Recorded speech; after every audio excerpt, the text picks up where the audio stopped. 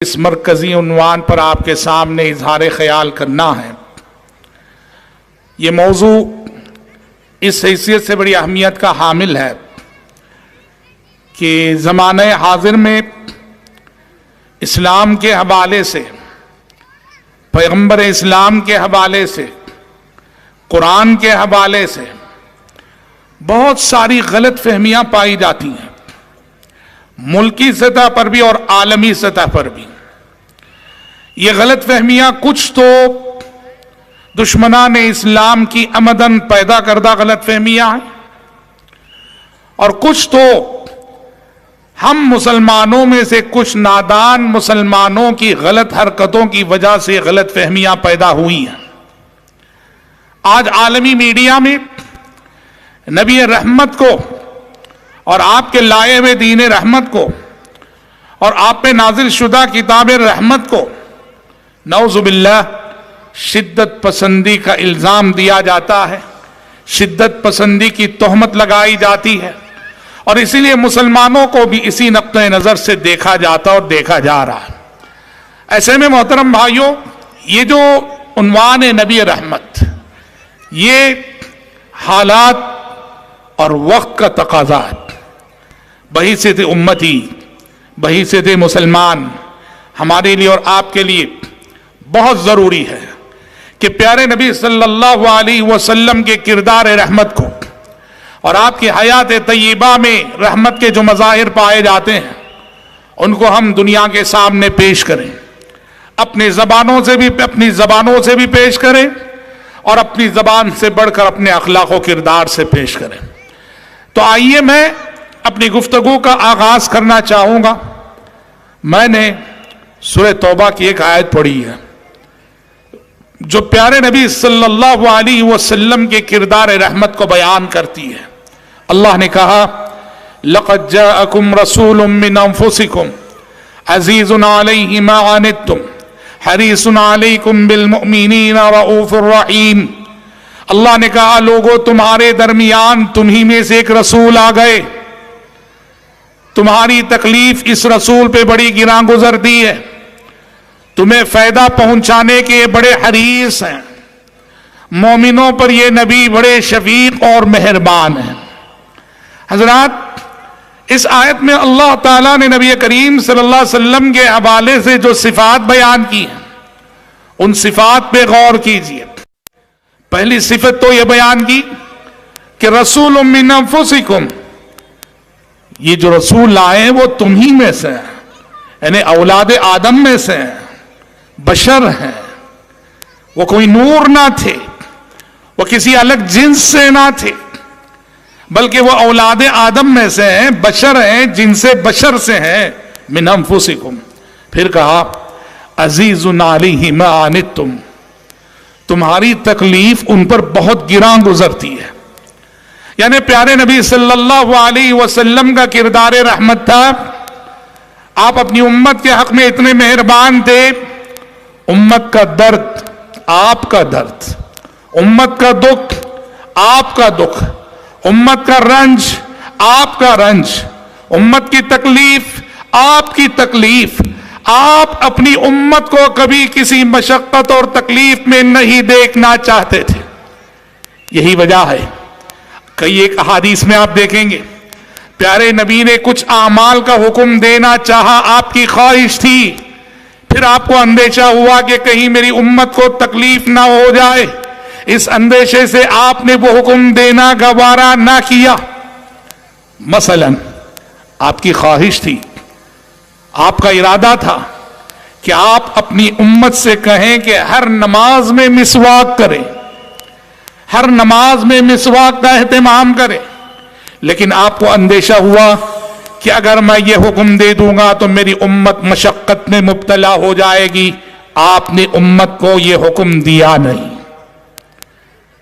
تراویح کے مسئلے میں 3 رات حضرات صحابہ کرام رضوان اللہ علیہم اجمعین نے آپ کے پیچھے جماعت کے ساتھ تراویح پڑھی، اور جب نبی نے صحابہ کے شوق کو دیکھا، جذبے کو دیکھا، تو آپ کو اندیشہ ہوا کہیں یہ فرض نہ ہو جائے، اگر یہ فرض ہو جائے گی تو اس کی ادائیگی میں میری امت کو مشقت ہو جائے گی، تکلیف ہو جائے گی۔ چوتھی رات آپ اپنے حجرے سے باہر ہی نہیں نکلے۔ الغرض عزیز علیہ ما عنتم، یہ نبی ایسے ہیں کہ تمہاری تکلیف ان کی تکلیف ہے، تمہارا درد ان کا درد ہے، تمہارا رنج ان کا رنج ہے، تمہاری مشقت ان کی مشقت ہے۔ اور پھر فرمایا حریص علیکم، یہ نبی ایسے ہیں تمہیں فائدہ پہنچانے کے بڑے حریص ہیں، آپ امت کے بڑے خیر خواہ تھے، آپ انسانیت کے بڑے خیر خواہ تھے، اتنے بڑے خیر خواہ تھے کہ واللہ العظیم یہ ہمارا عقیدہ بھی ہے اور حقیقت بھی ہے کہ محمد عربی صلی اللہ علیہ وسلم سے بڑھ کر انسانیت کا کوئی خیر خواہ رہنما رہبر اس زمین پر نہ آیا ہے نہ آئے گا۔ آپ نے انسانوں کا جتنا کچھ بھلا کیا، انسانیت کی خیر خواہی کے جو مظاہر آپ کی زندگی میں دیکھنے کو ملتے ہیں، دنیا کے کسی قائد رہنما لیڈر اور رہبر کی زندگی میں نصح و خیر خواہی کے یہ مظاہر نہیں دیکھنے کو نہیں ملتے۔ قرآن نے کہا حریص علیکم، یہ نبی تمہارے فائدے کے سلسلے میں، تمہارے فائدہ پہنچانے کے سلسلے میں بڑے حریص ہیں۔ کیسے حریص ہیں؟ اللہ اکبر، اس کی ایک مثال، آپ صلی اللہ علیہ وسلم کو اپنی امت کے اخروی انجام کو لے کر بڑی فکر تھی آپ کو، آخرت میں میری امت کا کیا ہوگا۔ میں آپ چاہتے تھے کہ میرے امتی زیادہ سے زیادہ جنتی بنے، میری امت زیادہ سے زیادہ جنت میں جائے، میری امت جہنم میں نہ جلنا پڑے اس کو۔ یہ آپ کی آرزو تھی، یہ آپ کی خواہش تھی، یہ آپ کی خیر خواہی تھی۔ چنانچہ ایک مرتبہ کی بات ہے، آپ صلی اللہ علیہ وسلم، صحیح مسلم کی حدیث ہے، آپ صلی اللہ علیہ وسلم ایک مرتبہ اپنے بھائی یعنی حضرت عیسیٰ علیہ السلام کی دعا آپ نے پڑھی۔ عیسیٰ علیہ السلام کی ایک دعا اللہ سورہ مائدہ میں نقل کرتا ہے۔ عیسیٰ علیہ السلام اپنی امت کے حق میں حشر کے میدان میں سفارش کرتے ہوئے کہیں گے ان تعذبهم فإنهم عبادك وإن تغفر لهم فإنك أنت العزيز الحكيم۔ اے اللہ یہ تیرے بندے ہیں، اگر تو انہیں عذاب دیتا ہے تو یہ تیرے بندے ہیں، تو انہیں عذاب دینے کا پورا پورا حق رکھتا ہے۔ وَإِن تَغْفِرْ لَهُمْ فَإِنَّكَ أَنْتَ الْعَزِيزُ الْحَكِيمُ، اور اگر تو انہیں معاف کرتا ہے تو تو بڑا حکیم ہے، تیرے فیصلے بڑے حکیمانہ ہوتے ہیں۔ یہ دعا پڑھی جس میں عیسیٰ علیہ السلام اپنی امت کی فکر کرتے نظر آ رہے ہیں۔ پھر پیارے نبی نے اپنے دادا ابراہیم خلیل اللہ علیہ السلام کی دعا پڑھی کہ وہ اپنی امت کی فکر کرتے ہوئے کہہ رہے ہیں فَمَن تَبِعَنِي فَإِنَّهُ مِنِّي وَمَنْ عَصَانِي فَإِنَّكَ غَفُورٌ رَحِيمٌ، کہ جو میری پیروی کرے اے اللہ وہ تو میرا ہوا، اور جو میری نافرمانی کرے تو اے اللہ تو بڑا غفور الرحیم ہے۔ ابراہیم خلیل اللہ اس دعا میں اپنی امت کی فکر کرتے نظر آ رہے ہیں۔ پیارے نبی نے جب یہ دونوں دعائیں پڑھی، عیسیٰ علیہ السلام کی، ابراہیم علیہ السلام کی، تو آپ کو اپنی امت کی فکر لاحق ہوئی اور زارو قطار رونے لگے۔ پیارے نبی زارو قطار نبی کریم صلی اللہ علیہ وسلم رونے لگے۔ نبی کے آنسو بڑے قیمتی ہوتے ہیں، پیغمبر کے آنسو بڑے قیمتی ہوتے ہیں۔ نبی کی آنکھوں سے آنسو کیا نکلے کہ آسمان سے جبریل امین تشریف لے آئے۔ جبریل امین نے آ کے کہا اے محمد، اللہ نے مجھے آپ کی خدمت میں بھیجا ہے، آپ رو رہے ہیں، آپ دکھی ہیں، آپ غمزدہ ہیں، آپ فکر مند ہیں، آپ آنسو بہا رہے ہیں۔ اللہ پوچھ رہا ہے کہ آپ کو کون سی بات رلا رہی ہے۔ اللہ کو معلوم ہے کہ آپ کیوں رو رہے ہیں۔ اللہ نے جبریل امین کو بھیجا کہ جاؤ میرے محمد رو رہے ہیں، پوچھاؤ کہ کیوں رو رہے ہیں اور کون سی چیز انہیں رلا رہی ہے۔ جبریل امین نے آ کے پوچھا کہ محمد بتائیے کیوں رو رہے ہیں آپ۔ کون سی چیز رلا رہی ہے آپ کو؟ پیارے نبی نے جبریل امین سے کہا جبریل دیکھو میں نے میرے بھائی عیسیٰ علیہ السلام کی دعا پڑھی، دیکھا وہ اپنی امت کے انجام کی فکر کر رہے، پھر میں نے اپنے دادا ابراہیم خلیل اللہ کی دعا پڑھی، دیکھا وہ اپنی امت کے انجام کی فکر کر رہے، تو مجھے میری امت کے انجام کی فکر لائق ہوئی کہ امتی امتی، کل قیامت کے روز میری امت کا کیا ہوگا، میری امت کا کیا ہوگا۔ جبریل امین نے پیارے نبی کا یہ جواب سنا، اللہ کے پاس گئے، اللہ سے عرض کیا کہ پروردگارا محمد کو ان کی امت کی فکر رلا رہی ہے کہ حشر کے میدان میں روز قیامت ان کی امت کا کیا ہوگا۔ اللہ نے یہ سن کے کہا، جبریل سے کہا جبریل جاؤ میرے محمد سے کہہ دو انا سنرضیک فی امتک، میرے محمد سے کہہ دو کہ کل حشر کی عدالت میں آپ کی امت کے حق میں وہ فیصلہ ہم کرنے والے ہیں جس سے اے محمد آپ بہت خوش ہو جائیں گے، بہت خوش ہو جائیں گے۔ اللہ اکبر۔ حضرات اس کی تفسیر کیا ہے؟ اللہ نے یہ جو کہا انا سنرضیک فی امتک کہ ہم روز قیامت آپ کو آپ کی امت کے سلسلے میں خوش کر دیں گے، اس کی عملی تفسیر یہ ہے کہ اللہ تعالیٰ نے پیارے نبی صلی اللہ علیہ وسلم کو وہ حق شفاعت عطا کیا ہے، جس حق شفاعت کی بدولت آپ مقام محمود پہ فائز کیے جائیں گے حشر کے میدان میں، صلوات اللہ وسلامہ علیہ۔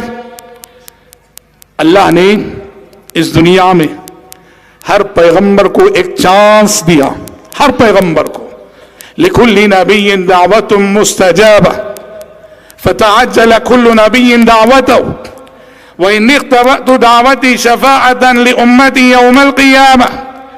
پیارے نبی فرماتے ہیں کہ اللہ نے دنیا میں آئے ہوئے ہر نبی کو ایک دعا کا موقع دیا تھا، ایک چانس اور ایک وعدہ کہ تمہاری ایک دعا ایسی ہے کہ دعا کرنے سے پہلے میں قبولیت کی گارنٹی دیتا ہوں تمہیں۔ ہر نبی کو یہ چانس دیا کہ ایک چانس ایسی ہے جو مانگنا ہے مانگو میں قبول کروں گا۔ دعا کرنے سے پہلے قبولیت کی ضمانت اور گارنٹی اللہ نے دی، اور یہ موقع یہ چانس ہر نبی کو دیا۔ پیارے نبی فرماتے ہیں دنیا میں آئے ہوئے ہر نبی نے اس چانس کو دنیا ہی میں یوز کر لیا، استعمال کر لیا، دعا کر لی، جو مانگنا تھا مانگ لیا۔ وَإِنِّ اخْتَبَأْتُ دَعْوَتِي شَفَاعَةً لِأُمَّتِي يَوْمَ الْقِيَامَةِ۔ پیارے نبی فرماتے ہیں ایک میں ہوں، اللہ نے مجھے بھی ایک چانس دیا کہ محمد مانگو، جو مانگنا ہے دیے جاؤ گے۔ میں نے اس چانس کو دنیا میں یوز نہیں کیا، میں نے اس موقع کو دنیا میں استعمال نہیں کیا، میں نے اس چانس کو آخرت کے لیے اٹھا رکھا ہے، شفاعتاً لأمتی یوم القیامہ، کہ روز قیامت میں اس چانس کو استعمال کر کے اپنی امت کے حق میں سفارش کروں گا اور اپنی امت کے حق میں شفاعت کروں گا۔ اللہ اکبر۔ اسی لیے حدیثوں میں کیا جانتے ہیں اس امت کے انجام کے سلسلے میں؟ اللہ اکبر۔ ایک موقع سے آپ نے فرمایا ایک حدیث میں صحابہ سے کہ جب وہ حدیث آپ نے سنائی کہ حشر کے میدان میں انسانوں کا انجام یہ ہونے والا ہے کہ ہر 1000 میں 999 جہنمی ہوں گے اور صرف ایک جنتی ہوگا، یہ انسانوں کا انجام ہوگا حشر کے میدان میں، ہر 1000 میں 990 پر 9 جہنمی اور صرف ایک جنتی۔ یہ حدیث جب سنائی پیارے نبی نے، صحابہ کے چہرے خوف سے اتر گئے، صحابہ ڈر گئے، صحابہ سہم گئے کہ انسانوں کا اگر انجام یہ ہے کہ ہر 1000 میں 999 جہنمی اور صرف ایک جنتی، کون بچے گا، کون بچ پائے گا؟ صحابہ ڈر گئے، اور پیارے نبی نے صحابہ کے چہروں پہ یہ خوف اور ڈر کے آثار جب دیکھے، آپ نے صحابہ کو اطمینان دلاتے ہوئے کہا تم ڈرو مت، تم ڈرو مت، مجھے امید ہے میری امت جنت کا 1/4 حصہ ہوگی۔ ارے جنت کو اگر 4 حصوں میں بانٹ دیا جائے، ایک حصہ اس امت کے لیے، باقی 3 حصے ساری امتوں کے لیے۔ پھر آپ نے کہا نہیں، مجھے امید ہے 1/3 جنت میری امت سے معمور ہوگی، یعنی جنت کو اگر 3 حصوں میں بانٹ دیا جائے تو 1/3 اس امت کے لیے اور 2/3 ساری امتوں کے لیے۔ پھر آپ نے کہا کہ نہیں، مجھے امید ہے کہ آدھی جنت میری امت سے معمور ہوگی، کہ آدم علیہ السلام سے عیسیٰ علیہ السلام تک آئی ہوئی امتوں کے لیے آدھی جنت، اور صرف اس امت کے لیے باقی آدھی جنت۔ یہاں صحابہ کی خوشی کی انتہا نہ رہی، اور صحابہ کرام رضوان اللہ علیہم اجمعین نے نعرہ تکبیر بلند کیا تھا۔ یہ پیارے نبی صلی اللہ علیہ وسلم کا مظہر رحمت ہے، آپ صلی اللہ علیہ وسلم کی طرف، آپ کا درد امت کے حق میں اور آپ کی فکر مندی امت کے حق میں۔ حضرات، سیرت طیبہ کا مطالعہ جب ہم کرتے ہیں، آپ صلی اللہ علیہ وسلم کی زندگی کو جب ہم پڑھتے ہیں، اللہ رب العزت نے دنیا میں آپ کو بھیجتے ہوئے آپ کو رحمت للعالمین کے لقب سے نوازا، کہا وَمَا أَرْسَلْنَاكَ إِلَّا رَحْمَةً لِلْعَالَمِينَ، اے پیغمبر ہم نے آپ کو تمام جہاں والوں کے لیے رحمت بنا کے بھیجا ہے۔ اور حدیثوں میں خود پیارے نبی نے اپنا انٹروڈکشن رحمت کے طور پہ کرایا۔ آپ نے کہا یا ایھا الناس انما انا رحمت مہدی، اے لوگوں میں رحمت مجسم ہوں جسے اللہ نے انسانیت کے لیے ہدیہ کیا ہے۔ اللہ نے بھی آپ کا تعارف رحمت کے حوالے سے کرایا، پیارے نبی نے بھی اپنا انٹروڈکشن رحمت کے حوالے سے کرایا۔ آئیے اس نبی کی زندگی کو پڑھیں، اس نبی کی سیرت کو پڑھیں اور اس نبی کی حیات طیبہ کو پڑھیں، اور دیکھیں گے کن کن پہلوؤں سے نبی رحمت تھے۔ اگر یہ دیکھنا چاہیں ہمارے نبی کن کن پہلوؤں سے رحمت تھے، ایک طویل فہرست بنتی ہے۔ میں آپ کی کردار رحمت کے چند مظاہر کو ذکر کرنا چاہوں گا۔ ہمارے نبی رحمت تھے، اس حیثیت سے رحمت تھے کہ دنیا میں آنے سے، آپ کی دنیا میں آمد کے بعد دنیا سے ظلم کا خاتمہ ہوا۔ وہ انسانی طبقات جو محمد عربی صلی اللہ علیہ وسلم کی دنیا میں آنے سے پہلے ظلم کی چکی میں پس رہے تھے، آپ کے آنے کے بعد انہیں ظلم سے رہائی نصیب ہوئی، انہیں عدل و انصاف کا سایہ نصیب ہوا، اور ان مظلوم طبقات میں سر فہرست عورت آتی ہے۔ عورت زمانے جاہلیت میں کتنی مظلوم تھی، کتنے ستم ڈھائے جا رہے تھے، عورت کو کیسے ستایا جا رہا تھا، اور سارے حقوق تو چھوڑو، زندگی جینے کا حق بھی نہیں دیا جا رہا تھا۔ بے رحم باپ اپنے بے رحم ہاتھوں سے اپنی لخت جگر اور اپنی بچی کو زندہ دفن کیا کرتا تھا۔ نبی رحمت صلی اللہ علیہ وسلم رحمت بن کر آئے تمام مظلوموں کے حق میں، خصوصاً اس مظلوم عورت کے حق میں۔ آپ نے عورت کے درجے کو اتنا بلند کیا، اتنا بلند کیا، اتنا بلند کیا، آپ نے بشارتیں سنائی کہ اللہ جس باپ کو 3 بیٹیاں دے دے، اللہ جس باپ کو 3 بیٹیاں دے دے اور وہ ان کی تربیت کر دے، یہ تینوں بیٹیاں اسے جنت الفردوس کو لے جائیں گی، جنت میں داخلہ سبب بنیں گی۔ 2 بیٹیوں کے بارے میں پوچھا گیا، آپ نے کہا 2 بیٹیاں ہو تو بھی الغرض عورت کی فضیلت اس قدر بتائی، آپ نے اس قدر اس کے رتبے کو بلند کیا۔ جن صحابہ سے زمانے جاہلیت میں یہ خطائیں ہوئی تھی، انہوں نے اپنی لغزشوں اور خطاؤں کا تدارک کرنے کی سبیلیں ڈھونڈنے لگے۔ ایک صحابی آئے، حضرت قیس بن عاصم التمیمی، پیارے نبی کی خدمت میں آئے، آگے کہا اللہ کے نبی، میں وہ باپ ہوں کہ جس نے اسلام سے قبل زمانے جاہلیت میں اپنے ہاتھ سے اپنی 8 بچیوں کو زندہ دفن کیا ہے۔ آج میں بہت افسوس کر رہا ہوں اپنی اس حرکت پر، مجھے ندامت ہے اپنی اس حرکت پر۔ 8 بچیوں کو میں نے زندہ دفن کیا ہے، بتائیے میں توبہ کرنا چاہتا ہوں، توبے کا راستہ کیا ہے؟ آپ صلی اللہ علیہ وسلم نے کہا 8 بچیاں، جاؤ 8 غلام آزاد کرو۔ حضرت قیس بن عاصم نے کہا نہیں اللہ کے نبی، اتنی سکت نہیں ہے کہ 8 غلام آزاد کر سکوں۔ پیارے نبی نے کہا اونٹ ہیں تمہارے پاس؟ کہا کہ ہیں۔ کہا کہ جاؤ 8 جانوں کے بدلے 8 اونٹ صدقہ کرو. حضرت قیس بن عاصم رضی اللہ عنہ نے زمانے جاہلیت میں اپنی زندہ دفن کی ہوئی بچیوں کا کفارہ 8 اونٹ صدقہ کر کے ادا کیا.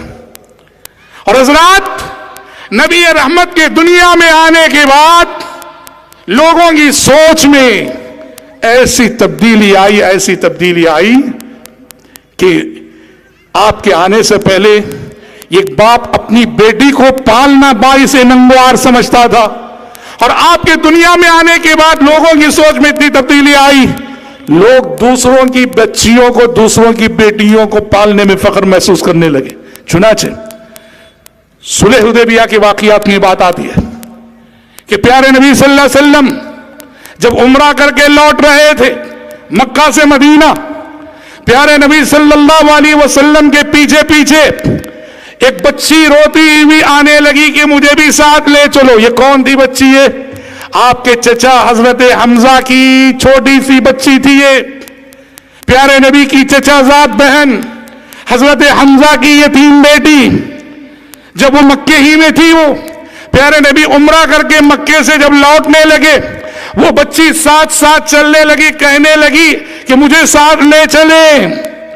جب یہ بچی کہنے لگی کہ مجھے ساتھ لے چلے، 2 صحابہ آگے بڑھ کر آئے اور دونوں لڑنے لگے، کہنے لگے اللہ کے نبی یہ بچی مجھے دے دیجیے، وہ کہنے لگے مجھے دے دیجیے. اللہ اکبر. سوچو ایک وہ ماحول جہاں ایک باپ خود اسلام سے قبل اپنی بچی کو زندہ دفن کرتا تھا اور خود پالنے میں ننگوار محسوس کرتا تھا، اور نبی رحمت کے دنیا میں آنے کے بعد یہ جو ماحول بنا، دوسروں کی بچی ہے اور لوگ آگے بڑھ کے مسابقت کر رہے اس کو لینے میں، گود لینے میں، پالنے میں. 2 صحابہ کہنے لگے، ایک کہنے لگے مجھے دے دیجئے اللہ کے نبی، اور دوسرے کہنے لگے مجھے دے دیجئے.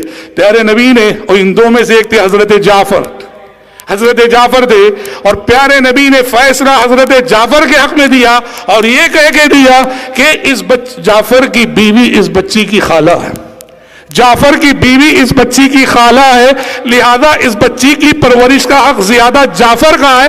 آپ نے حضرت جعفر بن ابی طالب کے حوالے کر دی وہ بچی. نبی کریم صلی اللہ علیہ وسلم مظلوم عورت کے لیے آپ کی بعثت اور آپ کی آمد رحمت تھی، جہاں عورت کو جینے کا حق ملا اور جینے کے بعد اور سارے حقوق بھی ملے. حق میراث ملا عورت کو، حق مہر ملا عورت کو، سیکیورٹی اور تحفظ ملا عورت کو. جب وہ چھوٹی رہتی ہے باپ کی حفاظت میں رہتی ہے، جب وہ بڑی ہو جاتی ہے شوہر کی حفاظت میں رہتی ہے، جب وہ بیوہ ہو جاتی ہے بھائیوں کی حفاظت میں رہتی ہے. اللہ کے نبی صلی اللہ علیہ وسلم نے ولی جسے کہتے ہیں ہر عورت کے اولیاء مقرر کیے اور اولیاء کو ذمہ دار قرار دیا کہ تمہارے ماتحت جو تمہاری بہنیں ہیں، بیٹیاں ہیں، بیویاں ہیں، ان کی نگرانی، ان کی حفاظت، ان کی خیر خواہی تمہاری ذمہ داری. ایک مثال تھی کہ پیارے نبی کی دنیا میں آنے کے بعد مظلومیت کا خاتمہ کیسے ہوا. اور حضرات پیارے نبی رحمت تھے. کس کے لیے رحمت تھے؟ ضعیفوں کے لیے، کمزوروں کے لیے، ناداروں کے لیے، غریبوں کے لیے، یتیموں کے لیے، مسکینوں کے لیے.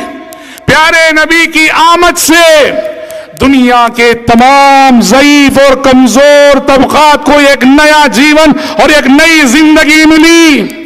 آپ ضعیفوں، کمزوروں، ناداروں کے حقوق کی بات کرنے والے نبی بن کر آئے، اور آپ نے ان ضعیف اور کمزور لوگوں کو کب تک یاد رکھا جانتے ہیں؟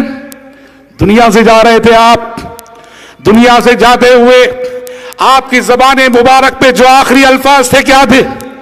ایک طرف کہہ رہے تھے الصلاۃ الصلاۃ، نماز نماز، تو دوسری طرف کہہ رہے تھے وما ملکت ایمانکم وما ملکت ایمانکم. لوگوں اپنے غلاموں اور لونڈیوں کا خیال رکھو، غلاموں اور لونڈیوں کا خیال رکھو.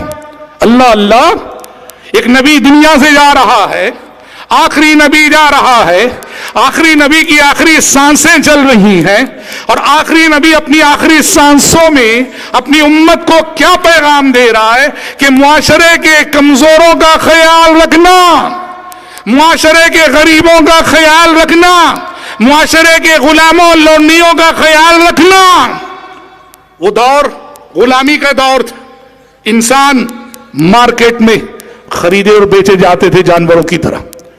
دنیا کی ساری قومیں غلاموں لونڈیوں کے ساتھ جانوروں جیسا سلوک کیا کرتی تھی۔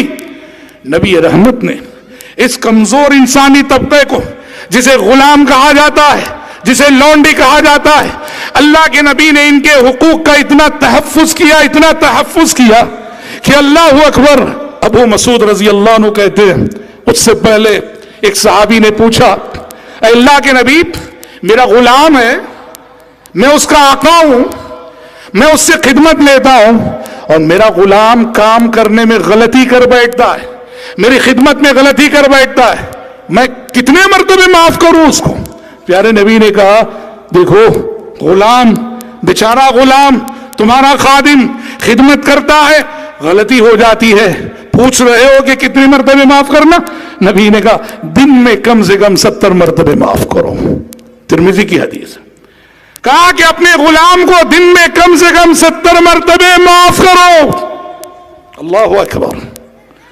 ابو مسعود کہتے ہیں، ایک مرتبہ میرے غلام نے کوئی غلطی کی، میں پیٹ رہا تھا، مار رہا تھا، پیچھے سے آواز آئی، اے ابو مسعود ہوشیار، اے ابو مسعود ہوشیار۔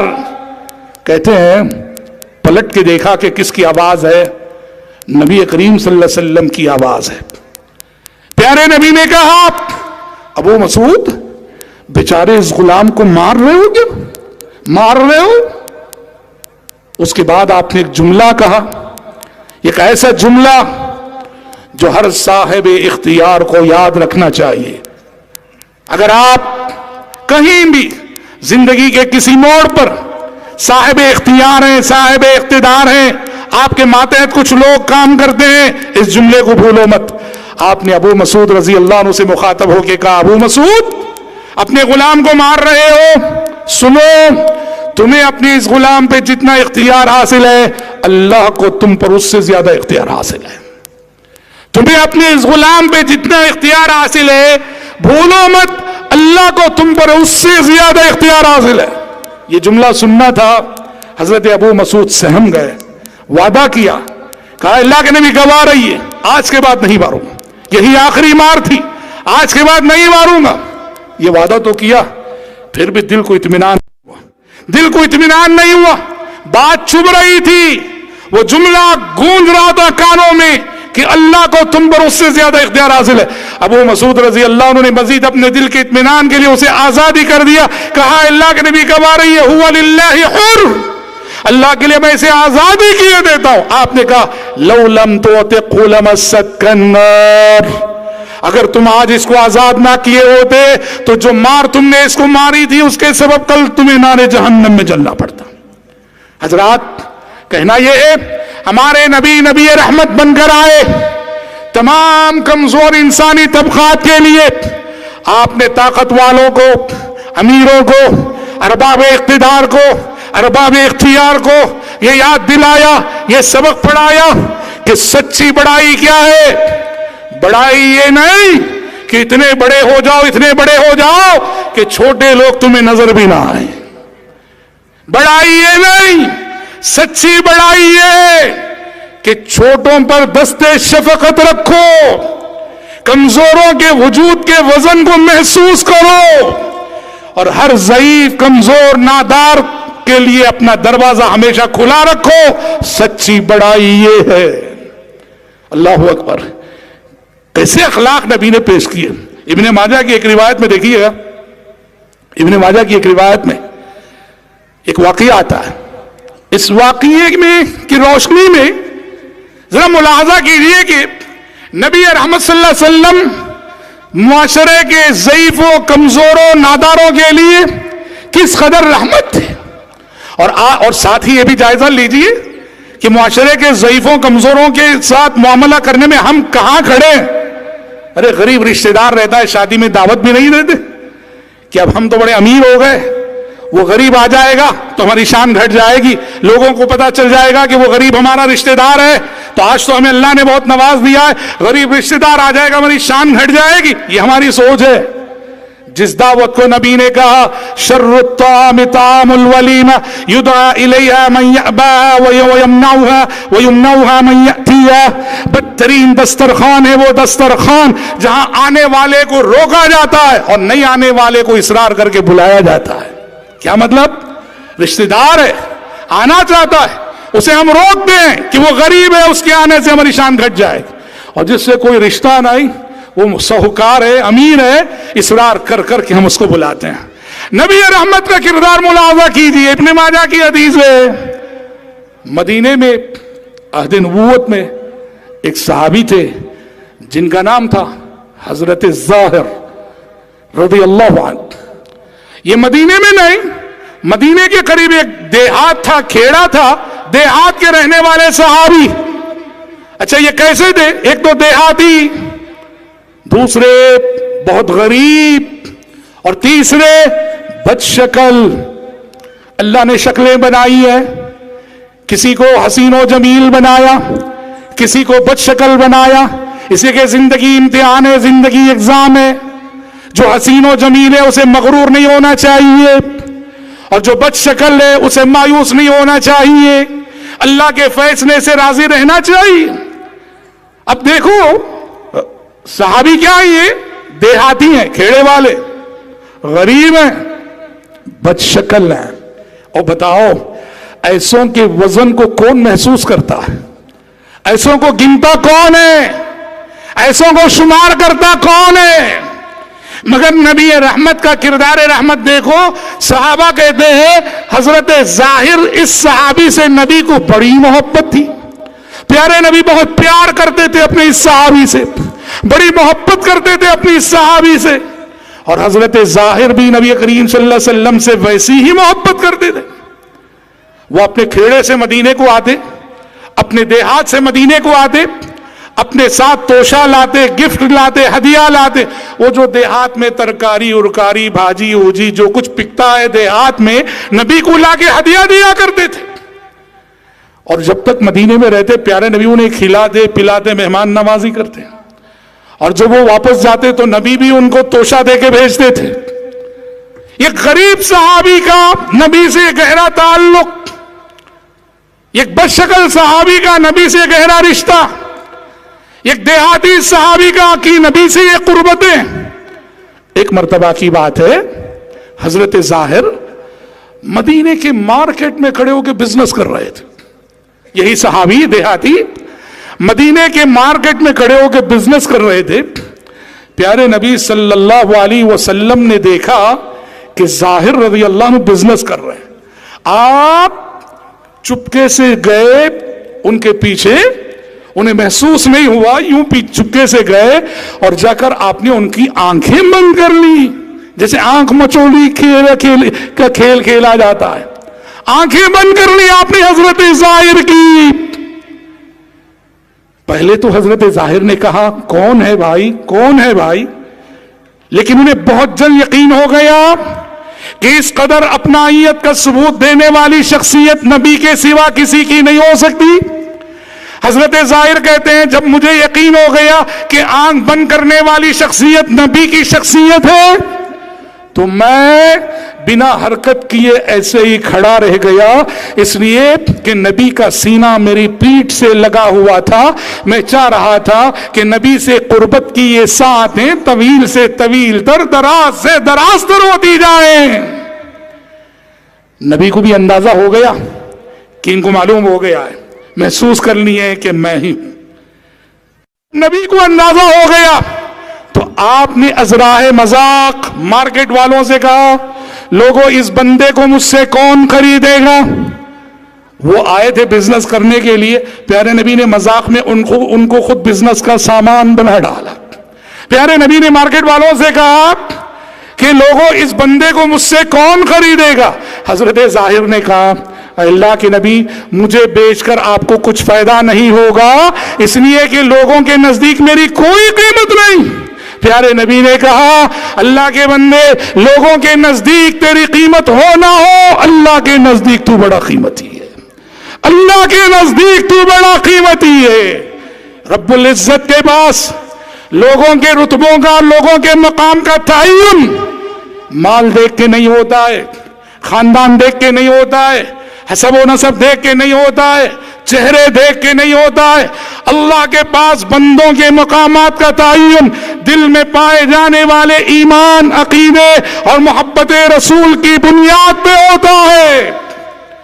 نبی رحمت صلی اللہ علیہ وسلم نے اپنے اس اخلاق رحمت سے، کردار رحمت سے رہتی دنیا تک سارے امیروں کو، سارے رہبروں کو، سارے لیڈروں کو اور سارے بڑوں کو یہ سبق دیا ہے کہ سچی بڑائی یہ نہیں کہ تم اتنے بڑے ہو جاؤ کہ چھوٹے لوگ تمہیں نظر نہیں آئے، سچی بڑائی یہ ہے کہ ہر چھوٹے پر نظر رہے، ہر کمزور پہ نظر رہے، ہر یتیم پہ نظر رہے، ہر مسکین پہ نظر رہے اور ان کے مسائل سے دلچسپی لینا اور حل کرنا، یہی مثالی اور سچا لیڈر ہوا کرتا ہے۔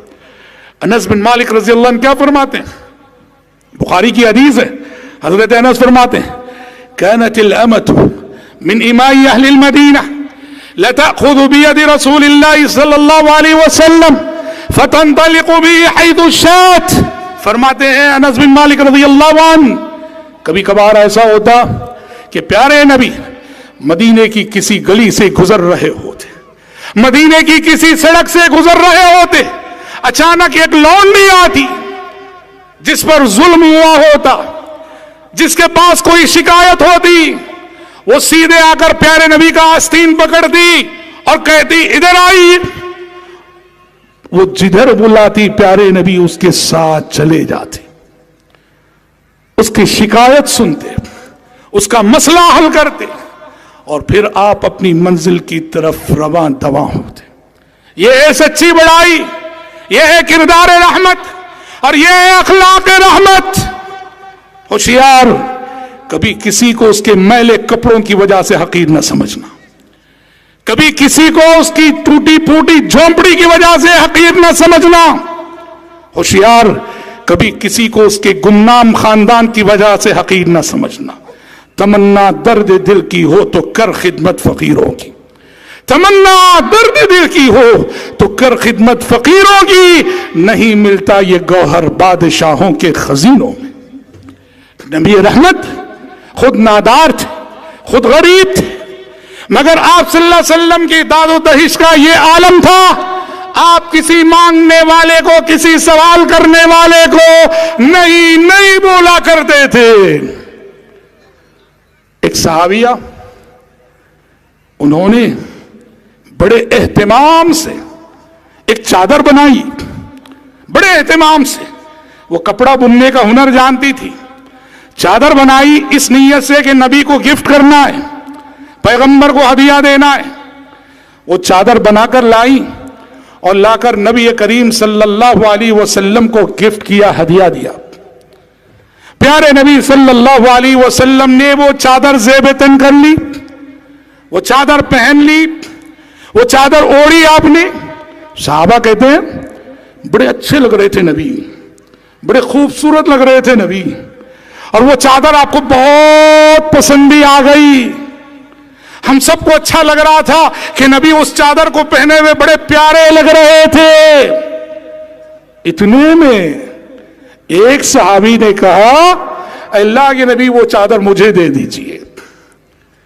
اس نبی سے کہہ رہے ہیں جس نبی نے کبھی کسی سائل کو نہیں کہا، وَأَمَّا السَّائِلَ فَلَا تَنْهَرْ کے حکم ربانی کی بات۔ جیسے ہی صحابی نے کہا کہ اللہ کے نبی مجھے دے دیجئے، نبی سیدھے حجرے میں گئے، چادر اتاری، دوسرا لباس پہنا اور وہ چادر لپیٹ سمیٹ کر اس صحابی کو لا کے ان کو ہدیہ کر دیا۔ صحابہ کو اچھا نہیں لگا، ایک چادر جو نبی کو پسند آ گئی تھی، نبی کو پسند آ گئی تھی، مانگنا نہیں چاہیے تھا، انہوں نے مانگ لیا۔ صحابہ ان صحابی کو تبصرہ کرنے لگے، برا بھلا کہنے لگے کہ تم نے اچھا نہیں کیا، نبی کو وہ چادر جو آپ کو پسند آ گئی تھی وہ تم نے مانگ لی.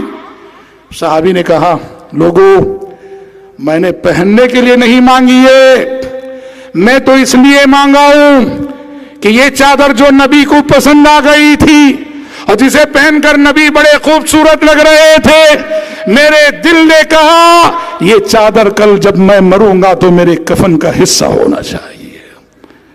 راوی حدیث کہتے ہیں واقعتاً ہوا بھی ویسے ہی, جب ان صحابی کا انتقال ہوا اسی چادر میں انہیں کفنایا گیا, اسی چادر میں انہیں کفن دیا گیا. یہ نبی کا کردار رحمت ہے. اور آپ کا دامن رحمت اتنا وسیع تھا, اتنا وسیع تھا, اپنے تو اپنے, دشمن بھی, غیر بھی, کیا مسلمان, کیا غیر مسلم, کیا کافر, کیا مشرک, ارے پھر بھی انسان تو انسان. کائنات حیوانات, کائنات چرند پرند, کائنات کی مخلوقات, حشرات الارض, کیڑے مکوڑے, آپ صلی اللہ علیہ وسلم کا کردار رحمت کائنات کی ان ساری مخلوقات کے لیے آپ کا دامن رحمت وسیع تھا. آپ کے زمانے کا پرندہ بھی جانتا تھا کہ یہ نبی رحمت ہے. آپ کے زمانے کا اونٹ بھی جانتا تھا کہ یہ نبی رحمت ہے.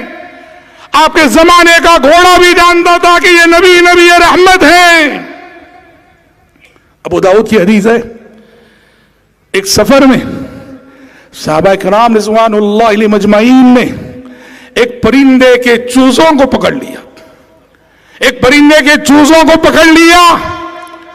ماں نے دیکھا کہ اس کے بچوں کو کچھ لوگوں نے پکڑ لیا ہے, سیدھے آئی اور نبی کریم صلی اللہ علیہ وسلم کے سامنے آ کے پھڑپھڑانے لگی.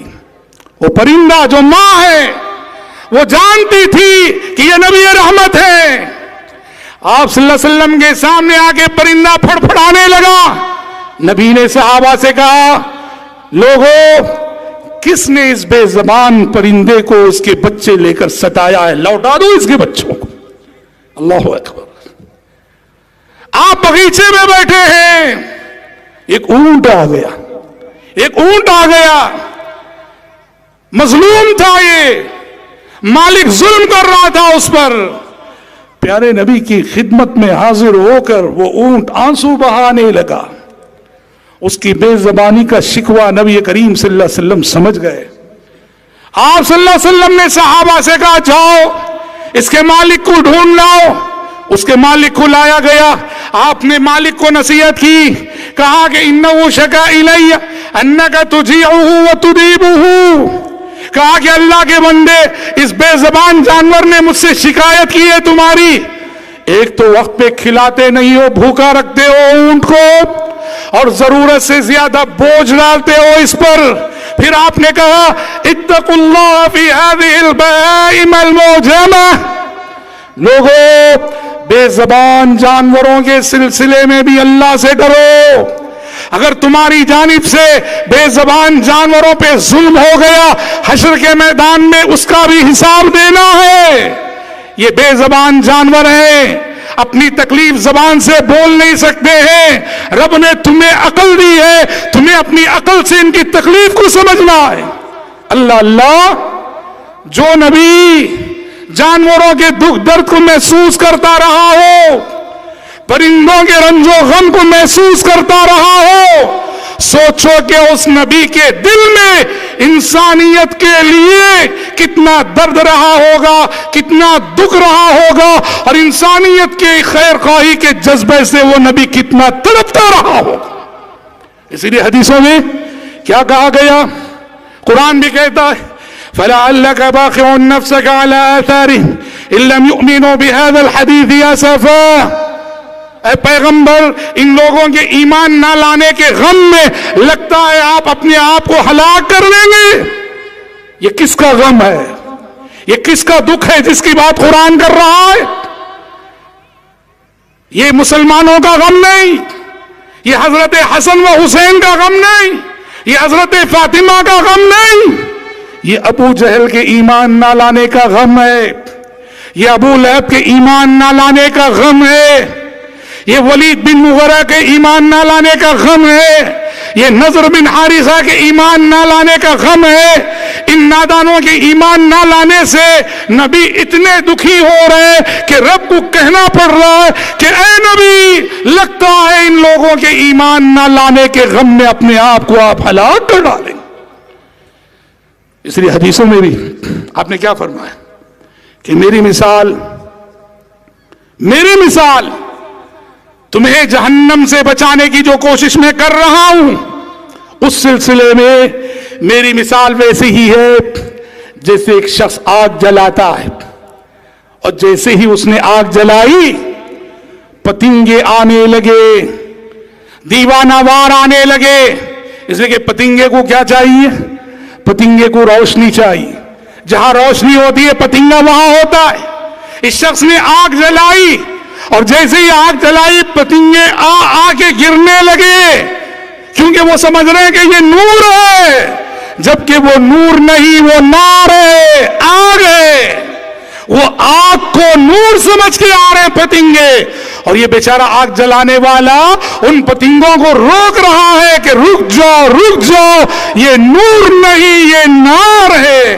آپ نے کہا میری مثال بھی تمہارے ساتھ ایسے ہی، تم لوگ اپنے گناہوں کے سبب، اپنی غفلتوں کے سبب، اپنی معصیتوں کے سبب جہنم کی طرف دیوانہ وار بڑھتے چلے جا رہے ہو، اور میں ہوں کہ تمہاری کمروں کو پکڑ پکڑ کے روک رہا ہوں اور کہہ رہا ہوں ہلم عن النار، ہلم عن النار، لوگوں مت جاؤ اس طرف، مت جاؤ اس طرف، وہ آگ ہے، وہ آگ ہے۔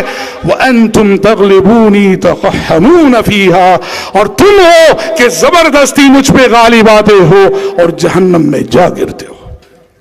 حضرات، یہ نبی کریم صلی اللہ علیہ وسلم کا وہ کردار رحمت ہے جس کردار رحمت کو آج مجھے اور آپ کو ضرورت ہے اپنائیں، اپنائیں۔ زبان سے کہنا نہ کافی ہے، امت رحمت بنے ہم۔ نبی کے ایک ایک امتی کو وہ جس سماج میں ہو، جس محلے میں ہو، جس گلی میں ہو، جس ملک میں ہو، رحمت بننا چاہیے۔ ایسا کردار پیش کرو، ایسے اخلاق پیش کرو، انسانیت کی ایسی خدمت کرو، سوشل سروس میں اتنا آگے بڑھو، دنیا گواہی دے کہ محمد عربی صلی اللہ علیہ وسلم کے امتی وہ انسانیت کے سچے ہمدرد ہوا کرتے ہیں۔ آج جیسے میں نے گفتگو کے آغاز میں کہا، ہمارے کچھ نادان لوگوں کی شدت پسندی کے ایک سبب نبی پر دہشت گردی کا الزام ہے، قرآن پر دہشت گردی کا الزام ہے، اسلام پر دہشت گردی کا الزام ہے۔ اس الزام کا دفاع کرنا اور اسلام کی سچی تصویر کو، نبی رحمت صلی اللہ علیہ وسلم کی سیرت کی سچی تصویر کو دنیا کے سامنے پیش کرنا، یہ ہم میں سے، آپ میں سے ہر شخص کی ذمہ داری ہے۔ عام کرو ان تعلیمات کو جو تعلیمات کے نبی دے گئے۔ آج ہم دیکھو اپنے نبی کی سیرت سے کتنے غافل ہیں ہم لوگ مسلمان۔ اس خاتون کا تذکرہ بڑے رشک سے کرتے ہیں۔ کون خاتون؟ وہ کرسچن خاتون۔ کیا بولتے ہیں؟ اس کا نام لینے سے پہلے مدر بولتے ہیں، مدر ٹریسا، مدر ٹریسا۔ کیوں بھائی مدر؟ کہتے ہیں اس نے وہ کام کیا، انسانیت کے ساتھ ہمدردی کے وہ ثبوت دیے کہ دنیا میں کسی نے آج تک وہ نہیں کیا۔ کیا کیا بھائی؟ کہا جزامی لوگ جنہیں دیکھ کر ہر کوئی نفرت کرتا ہے، یہ جزامیوں کے ساتھ مل بیٹھتی تھی۔ کہا کہ یہ وہ کردار ہے جو کہیں دیکھنے کو نہیں ملتا۔ نادانو، محمد عربی صلی اللہ علیہ وسلم کی سیرت پڑھو، 1400 سال پہلے نبی رحمت نے یہ کردار پیش کیا ہے۔ جب ایک جزامی کے ساتھ ایک پلیٹ میں، ایک برتن میں آپ نے کھانا کھایا ہے، یہ بتانے کے لیے کہ بیچارہ صحت کے حوالے سے امتحان سے گزر رہا ہے، مگر یہ ہماری ہمدردی اور غمخواری کا مستحق ہے۔ آپ جس کردار کی وجہ سے اس کو مدر کہتے ہو، وہ کردار 1400 سال پہلے محمد عربی صلی اللہ علیہ وسلم نے پیش کیا۔ آج ضرورت ہے کہ ہم، آپ، خصوصاً اس ملک ہندوستان میں جہاں ہم غیر مسلم میجارٹی کے درمیان ایک مائنورٹی کی حیثیت سے ایک اقلیت کی حیثیت سے جی رہے ہیں، اور وہ بھی ایسے حالات میں جہاں ہمارے خلاف زہر بہت اگلا جا رہا ہے، سازشیں ہو رہی ہیں، زہر اگلا جا رہا ہے۔ ایسے میں قرآن کیا کہتا ہے؟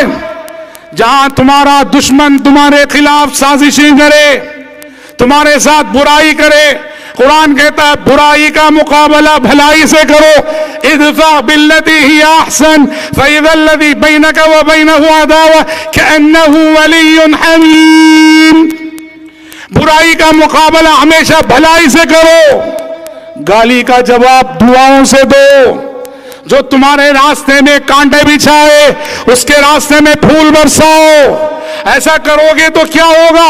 فَإِذَا الَّذِي بَيْنَكَ وَبَيْنَهُ عَدَاوَةٌ كَأَنَّهُ وَلِيٌّ حَمِيمٌ، تمہارا جانی دشمن بھی تمہارا جگری دوست بن جائے گا۔ یہ کردار اگر اپناؤ گے، دشمنی کو دوستی میں بدلنے کا یہ فارمولا جو قرآن نے پیش کیا ہے کہ برائی کا مقابلہ بھلائی سے کرو، برائی کا جواب بھلائی سے دو، اگر اس کردار کو اپناؤ گے تمہارا جانی دشمن بھی جگری دوست بن جائے گا۔ شاعر نے کہا بدی را بدی سہل باشد جزا، بدی را بدی سہل باشد جزا، گر نیک مردی احسن الی من اسا۔ برائی کا بدلہ برائی سے دینا بہت آسان ہے، اگر نیک ہو متقی ہو تو برائی کرنے والے کے ساتھ بھلائی کرو، احسان کرو۔ میں اپنی گفتگو کو زیادہ طول نہ دیتے ہوئے رب العزت سے دعا کرتا ہوں کہ پروردگار عالم مجھ کہنے والے کو اور آپ سبھی سننے والوں کو وہ اخلاق رحمت اپنانے کی توفیق عطا فرمائے جو نبی کریم صلی اللہ علیہ وسلم کی زندگی میں ہمیں نظر آتا ہے۔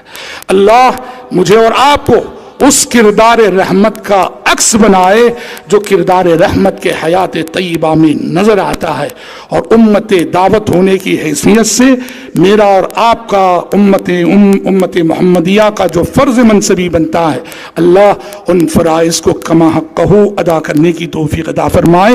گفتگو کے اختتام پر پھر سے ایک بار میں شکر ادا کرتا ہوں امیر ضلعی جمعیت جناب بابا نظر محمد خان صاحب کا اور گوگی کی مقامی جمعیت کا کہ آپ لوگوں کی پرخلوص دعوت نے یہ ضروری موقع عطا کیا کہ ہم اپنے بھائی بہنوں سے مخاطب ہو سکے اور کچھ دیر مقصد کی گفتگو کر سکیں۔ دعا ہے رب العزت سے کہ جیسے اس نے ہمیں یہاں آج اس اجتماع میں جمع کیا ہے، کل روز قیامت اپنے فضل و کرم سے جنت الفردوس میں بھی اکٹھا فرمائے۔ اللہم آمین، وصلی اللہ وسلم علی خیر خلقہ محمد وآلہ وصحبہ اجمعین، والسلام علیکم ورحمۃ اللہ وبرکاتہ۔